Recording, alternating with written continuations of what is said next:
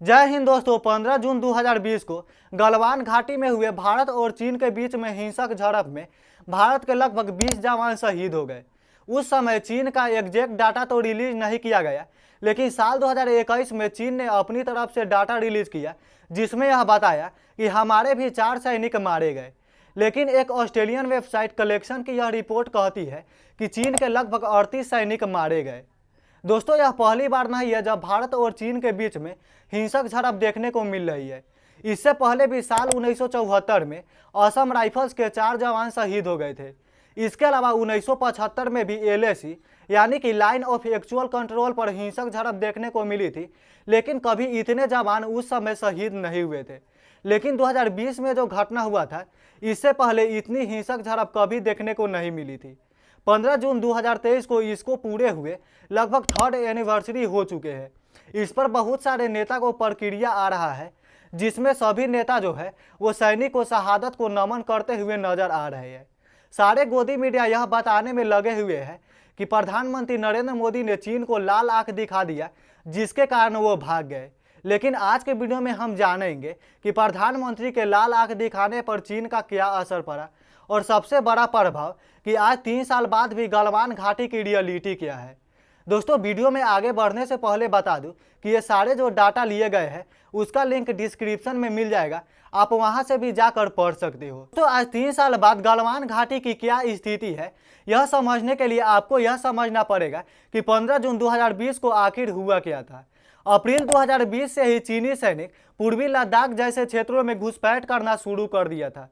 उसके बाद इन सभी क्षेत्रों में जून में टेंट और ऑब्जर्वेशन लगाना शुरू कर दिया। इन सभी हरकतों को देखते हुए भारतीय सैनिक इनको टेंट हटाने के लिए कहा।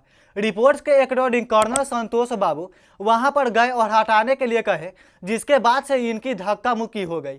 यह धक्का मुक्की एक हिंसक झड़प का रूप ले ली और दोनों गुटों में उपस्थित 600 सैनिक के बीच में एक हिंसक झड़प हो जाती है। दोस्तों, चीनी सैनिक की तरफ से इसमें कील लगे डंडों का उपयोग किया गया, जबकि भारतीय सैनिक की तरफ से फाइबर के डंडे का उपयोग किया गया। इसमें किसी भी सैनिक की तरफ से गोली और बारूद का उपयोग नहीं किया गया, क्योंकि 1996 और 2005 के एक संधि के अकॉर्डिंग दोनों सरकार के द्वारा एक प्रस्ताव पेश किया गया था, जिसके अकॉर्डिंग इन सभी इलाकों में अगर कोई हिंसक झड़प होती है तो इसमें कोई बड़ा हथियार उपयोग नहीं करेगा। चीन ने भारत के 2 मेजर, 2 कैप्टन और 6 जवान सहित 10 सैनिक को अपने कब्जे में ले लिया, जिसके बाद कई राउंडों के बातचीत के बाद उन्हें वापस किया। साल 2020 के घटना से पहले जब प्रधानमंत्री नरेंद्र मोदी प्रधानमंत्री बने, उसके बाद से लगभग 18 राउंड की बातचीत हो चुकी है, लेकिन अब भी स्थिति कंट्रोल में नहीं है। पूर्वी लद्दाख इलाके में लगभग 50,000 से भी ज्यादा सैनिक तैनात है।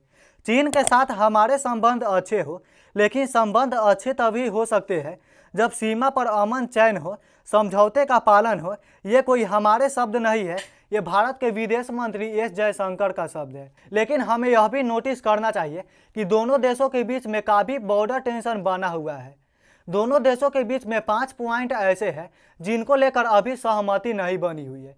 इन सभी इलाकों में बफर जोन बना दिया गया है। बफर जोन बनाए जाने के कारण न ही चीनी सैनिक वहां पर आ सकते हैं, न ही भारत के सैनिक वहां पर आ सकते हैं। दोस्तों, एक इंटरव्यू में पीडी नित्या ने यह बोला कि भारत के पास जो पहले 65 पेट्रोलिंग पॉइंट हुआ करती थी, वो घटकर अब मात्र 26 पेट्रोलिंग पॉइंट ही रह चुके हैं। जिसका कारण उन्होंने बताते हुए कहा कि वहां पर जो सुरक्षा बल है उन सभी पेट्रोलिंग पॉइंट पर पेट्रोलिंग करने नहीं गए। इसके अलावा पीडी नित्या का यह भी कहना है कि जो भी बफर जोन बनाए गए हैं उन सभी इलाकों में भारत के सैनिक नहीं है, तो यह भारत के लिए ही घाटा है।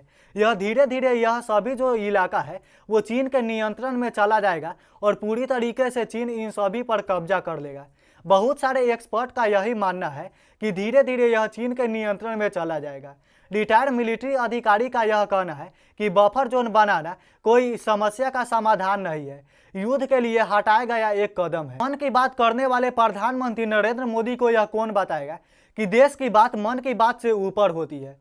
कुछ ही महीने पहले भारत के फॉरेन मिनिस्टर एस जयशंकर ने यह बोला था कि चीन की जो अर्थव्यवस्था है वो भारत की अर्थव्यवस्था से काफ़ी ऊपर है, जिसके कारण हम चीन से मुकाबला करने में सक्षम नहीं है। तो यहाँ पर भारत के जो फॉरेन मिनिस्टर है वो भारतीय सैनिक का अपमान कर दिए, लेकिन प्रधानमंत्री नरेंद्र मोदी में उतनी हिम्मत नहीं है कि एस जयशंकर के खिलाफ कुछ बोले। भारत के कैंप पर अटैक करने का प्रयास किया था, लेकिन रक्षा मंत्री राजनाथ सिंह ने दोनों देशों के बीच सहमति करने का प्रस्ताव भेजा था। दोस्तों, चीन इन सभी इलाकों में डेवलपमेंट इंफ्रास्ट्रक्चर बिल्डअप कर रहा है। पैंगोंग झील के इलाके में 2 पुल बनाए हैं। इसके अलावा इन सभी इलाकों में रोड भी बना रहा है। दोस्तों, भारत भी इन सभी इलाकों में इंफ्रास्ट्रक्चर बिल्डअप कर रहा है। 2018-19 के रिपोर्ट्स के अकॉर्डिंग रक्षा मंत्री राजनाथ सिंह यह बोलते हैं लगभग 3812 किलोमीटर रास्ते को चिन्हित किया गया है, जिसमें से लगभग 3418 किलोमीटर सड़क बनाने का जो प्रस्ताव है तो यानी कि बॉर्डर रोड ऑर्गेनाइजेशन को दे दिया गया है। बहुत हद तक जो यह काम है वो हो भी चुका है। तो भारत की बॉर्डर की जो कुल लंबाई है वो लगभग 15,607 किलोमीटर है, जिसमें से लगभग 3488 किलोमीटर चीन के साथ साझा करती है। चीन के साथ हमेशा अरुणाचल प्रदेश और सिक्किम में तनाव बना रहता है, जिसके कारण इन दोनों के बीच में अभी ठीक तरीके से सीमा अंकन नहीं हुआ है। इन दोनों के बीच में केंद्र को मानने के लिए एलएस यानी कि लाइन ऑफ एक्चुअल कंट्रोल को टर्नओवर के रूप में माना जाए। दोस्तों, द इकोनॉमिक्स टाइम्स के रिपोर्ट के अकॉर्डिंग भारत के इन सभी इलाकों में काफ़ी तेज़ी से विकास कर रहा है। स्थिति से निपटने के लिए उपकरण भी बहुत ज़्यादा मात्रा में तैनात किए गए हैं। इसके अलावा यहाँ इलाकों में भी इलेक्ट्रॉनिक तरीके से निगरानी किया जा रहा है। इन सभी इलाकों में देर से ही इंफ्रास्ट्रक्चर बिल्डअप हो रहा है, लेकिन इसमें हमें कोई दिक्कत नहीं है। लेकिन हमारा सवाल यहाँ पर यह है कि भारत के पास पहले 65 पेट्रोलिंग पॉइंट हुआ करते थे, लेकिन 26 पेट्रोलिंग पॉइंट चीन के पास इसमें से चले कैसे गए। भारत के प्रधानमंत्री नरेंद्र मोदी चीन को लाल आंख दिखाने में असफल क्यों हुए, ये बात उनसे ही पूछ लीजिएगा। गलवान वैली अटैक के कुछ ही दिन बाद गलवान वैली में प्रधानमंत्री नरेंद्र मोदी वहां पर उपस्थित सैनिकों को संबोधित करने जाते हैं, लेकिन उसमें चीन का च शब्द का भी उपयोग नहीं करते हैं। तो भारत के लोगों को यह एहसास हो जाए कि भारत ने चीन से बदला ले लिया है, इसके लिए प्रधानमंत्री नरेंद्र मोदी ने चीन के 54 ऐप को बैन कर देते हैं। बोले कि आप गलवान घाटी से अपने सेना पीछे करिए, नहीं तो हम आपके साथ सारे व्यापारिक रिश्ते तोड़ देंगे। लेकिन मुझे पता है कि नरेंद्र मोदी इन सभी मुद्दों के बारे में कुछ नहीं बोलेंगे, क्योंकि उनके दोस्त अडानी का चाइना लोगों के साथ बिजनेस में कनेक्शन है। दोस्तों, 15 जून 2023 को गलवान घाटी अटैक को 3rd एनिवर्सरी हो चुके हैं, लेकिन इसमें जो बीजेपी के बड़े बड़े लीडर हैं वो भी सैनिक को शहादत देते हुए नजर नहीं है। रक्षा मंत्री राजनाथ सिंह, प्रधानमंत्री नरेंद्र मोदी और गृह मंत्री अमित शाह का मैंने ट्विटर अकाउंट चेक किया, जिसमें हमें पता चला कि 15 जून को एक भी ऐसा ट्वीट नहीं है जो कि शहीदों से रिलेटेड है।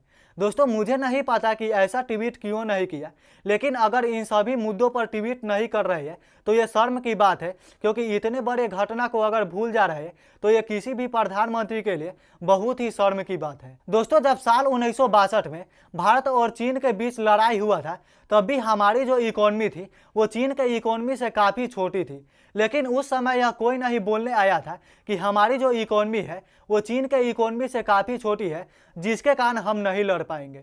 दोस्तों, 20 जून को प्रधानमंत्री नरेंद्र मोदी यूएस के दौरे पर जाने वाले हैं। अभी से ही गोदी मीडिया में हलचल शुरू हो गया है। मणिपुर में गृह युद्ध जैसे हालात बने हुए हैं, लेकिन इस पर कोई भी ध्यान नहीं दे रहा है। अमित शाह मणिपुर का दौरा करके आए तो है, लेकिन वहां पर जाने का कोई भी फायदा नहीं हुआ। जब से अमित शाह लौट कर आए हैं उसके बाद से हिंसक झड़प और भी बढ़ती गई है। कायदे से अभी इम्पोर्टेंट प्रधानमंत्री के लिए यह होता है कि वह मणिपुर में जाए और वहां के गृह युद्ध का हालात लेकर आए, लेकिन यूएस जाना इम्पोर्टेंट समझे। यह सवाल पत्रकार पूछता जब प्रधानमंत्री नरेंद्र मोदी कोई प्रेस कॉन्फ्रेंस करे, लेकिन 9 साल में एक बार भी हिम्मत नहीं हुआ प्रेस कॉन्फ्रेंस करने के लिए, तो कोई पत्रकार सवाल कैसे करेगा। अमित शाह एक बार हाल ही में पत्रकार के साथ प्रेस कॉन्फ्रेंस भी करे, लेकिन वो भी पत्रकार को धमकाते हुए नजर आए। तानाशाह इलाके में मदर ऑफ डेमोक्रेसी कहने वाले भारत सरकार फादर ऑफ पावर का उपयोग कर रही है। तानाशाह इलाके में कोई भी गोदी मीडिया आपको इन सभी खबर के बारे में परिचित भी नहीं करेगा। इसलिए हमारे चैनल को सब्सक्राइब कर लीजिए और वीडियो को लाइक कर दीजिए, साथ में बेल आइकन को भी प्रेस कर लेना, क्योंकि आपका भाई इसी तरह के वीडियो लाते रहता है। तब तक के लिए जय हिंद।